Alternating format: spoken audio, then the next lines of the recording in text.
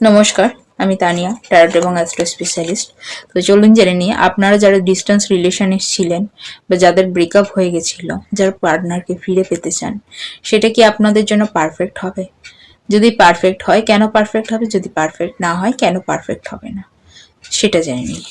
প্রথমত, আপনাদের কিন্তু এই দুটো কার্ড বেরিয়েছে, অর্থাৎ দুটোই কিন্তু নো কার্ড বেরিয়েছে। অর্থাৎ আপনারা যারা ডিস্টেন্স রিলেশনশিপে আছেন বা আপনারা যারা চাইছেন যে আপনাদের পার্টনার আপনাদের কাছে ফিরে আসুক, সেটা কিন্তু আপনাদের ফিরবে না এবং সেটা আপনাদের জন্য উচিত নয়। কেন উচিত নয়? সেটা আপনাদের ভালোর জন্য উচিত নয়। কেন উচিত নয় সেটা আমি বলে দিচ্ছি। আচ্ছা, আপনাদের পার্টনার কিন্তু বর্তমানে আপনাকে ফেলে রেখে এগিয়ে চলেছে, ঠিক আছে? পালাতে চাইছে বলতে পারেন। আপনাদের কারেন্টে আপনাদেরকে ছেড়ে, আপনাদেরকে রেখে, আপনাদেরকে অ্যাভয়েড করে পালাতে চেয়েছিল বা পালাচ্ছিল, পালিয়ে পালিয়ে বেড়াচ্ছিল, লিভিং বিহাইন্ড করছিল। তো তার পরিস্থিতি সেই কারণেই সেই রকমই আছে। ইন ফিউচারে আপনারা যদি আপনাদের পার্টনারকে চান, আপনাদেরও সেম পরিস্থিতি হবে। শুধু তাই নয়, দেখতেই পাচ্ছেন আপনাদের পার্টনার কেন এটা করছে, তার কারণে সেটার কারণ হচ্ছে তাদের মধ্যে কিন্তু একটা ইলিউশনের সৃষ্টি হয়েছে।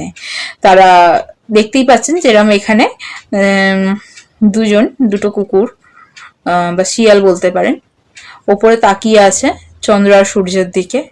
তো সেরকম আপনাদের পার্টনার বুঝেই উঠতে পারছে না আপনারা তার জন্য সঠিক না ভুল। একটা ইলিউশন কাজ করছে তাদের মধ্যে, একটা ভয় কাজ করছে, একটা অ্যাংজাইটি কাজ করছে। আচ্ছা, সাথে কিন্তু আপনাদের পার্টনারের মধ্যে আমি দেখতে পাচ্ছি একটা ব্ল্যাক ম্যাজিক করা হয়েছে।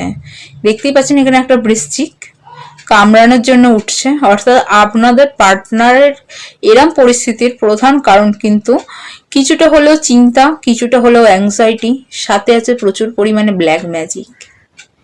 তো সেটা যতক্ষণ না কাটাবেন, আপনাদের পার্টনার কিন্তু আপনাদেরকে ছেড়ে এইভাবে পালিয়ে পালিয়ে বেড়াবে। এবার ডিসিশন আপনারা কি করবেন? আপনারা কি সেই কালা জাদুকে কাটাতে চান, নাকি সেই আপনাদের পার্টনারকে অ্যাভয়েড করে এই সমস্ত কাণ্ড কারবার থেকে বেরিয়ে নতুনভাবে বাঁচতে চান, খোলামেলা জীবন চান? সেটা সম্পূর্ণ আপনার উপর ডিপেন্ড করছে।